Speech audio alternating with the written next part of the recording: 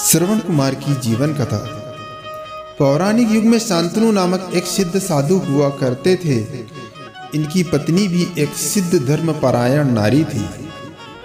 बात उस समय की है जब शांतनु और उनकी पत्नी बहुत वृद्ध हो चुके थे और उनकी आंखों की रोशनी भी चली गई थी। इन दोनों का संतान में एक पुत्र था जिसका नाम श्रवण कुमार। श्रवण कुमार बहुत ही सरल स्वभाव का व्यक्ति था। माता पिता के लिए उसके मन में बहुत प्रेम एवं श्रद्धा थी। वो दिन रात अपने माता पिता की सेवा करता था, अपने माता पिता का बच्चों की तरह लालन पालन करता था। उसके माता पिता भी स्वयं को गौरवशाली महसूस करते थे और अपने पुत्र को दिन रात हजारों दुआएं देते थे। कई बार दोनों एक दूसरे से कहते कि हम कितने धन्य हैं कि हमें श्रवण जैसा मातृभक्त पुत्र मिला है, जिसने स्वयं के बारे में ना सोचकर अपना पूरा जीवन वृद्ध नेत्रहीन माता पिता की सेवा में लगा दिया। इसकी जगह कोई अन्य होता तो विवाह के बाद केवल स्वयं का हित सोचता और बूढ़े नेत्रहीन माता पिता को कहीं छोड़ आता और खुशी से अपना जीवन व्यापन करता। लेकिन जब ये बात श्रवण ने सुनी तो उसने माता पिता से कहा कि मैं कुछ भी अलग नहीं कर रहा हूँ, यह मेरा कर्तव्य है। जब मैं छोटा था तब आपने मुझे इससे भी ज़्यादा अच्छा जीवन दिया और अब मुझे यह सौभाग्य प्राप्त हुआ है कि मैं आपकी सेवा करूँ। आप दोनों जो भी इच्छा रखते हैं मुझसे कहें, मैं उन्हें अवश्य पूरा करूँगा। तब शांतनु और उसकी पत्नी कहते हैं, पुत्र श्रवण, हम दोनों की आयु बहुत हो चुकी है, अब जीवन का कोई भरोसा नहीं है। किसी भी समय हमारी आंखें बंद हो सकती है। ऐसे में हमारी एकमात्र इच्छा है, हम तीर्थ यात्रा करना चाहते हैं। क्या तुम हमारी यह इच्छा पूरी कर सकते हो? श्रवण कुमार अपने माता पिता के चरणों को पकड़कर अत्यंत प्रसन्नता के साथ कहता है, हाँ पिताश्री, यह तो मेरे लिए परम सौभाग्य की बात होगी कि मैं आप दोनों की इच्छा पूरी करूं।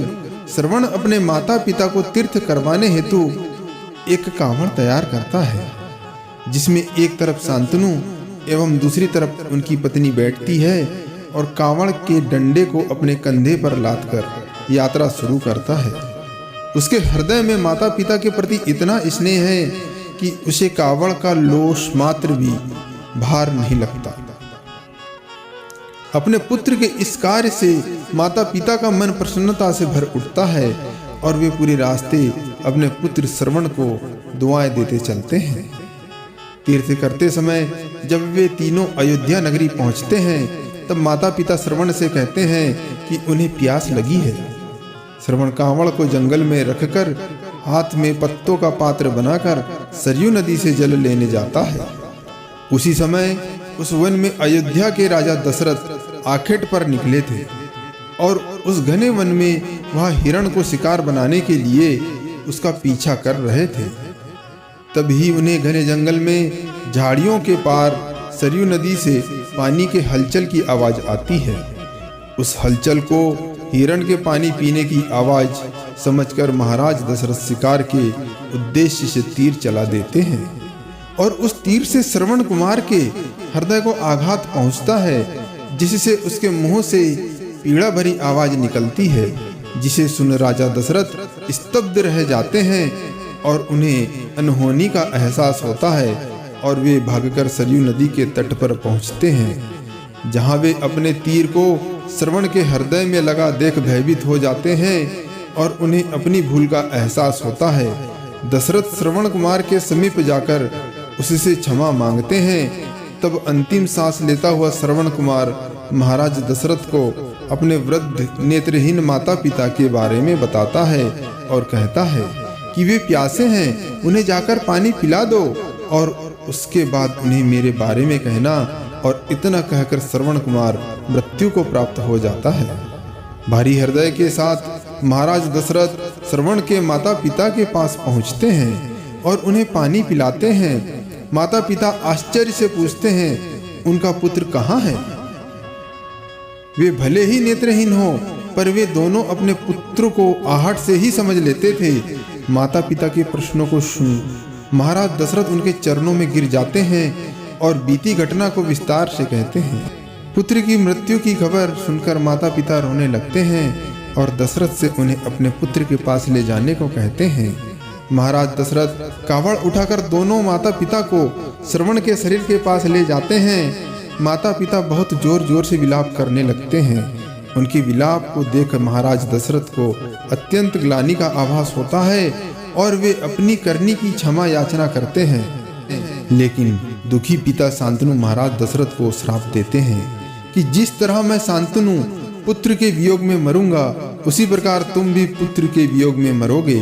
इतना कहकर दोनों माता पिता अपने शरीर को त्याग कर मृत्यु को प्राप्त हो जाते हैं।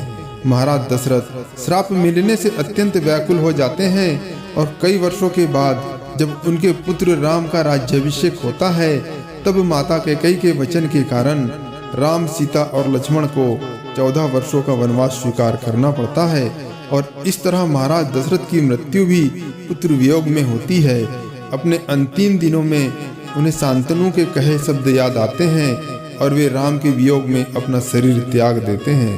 हमें बिना लक्ष्य को देखे उसे भेदना कई बार हमें गलती का पात्र बना देता है और हम ना चाहते हुए भी दूसरों के दुख का कारण बन जाते हैं। दोस्तों, हमारे द्वारा बताई गई कहानी आपको अच्छी लगी हो तो हमारे इस चैनल को लाइक, सब्सक्राइब और कमेंट में ओम नमः शिवाय जरूर लिखें। मिलते हैं अगली एक नई वीडियो में। धन्यवाद।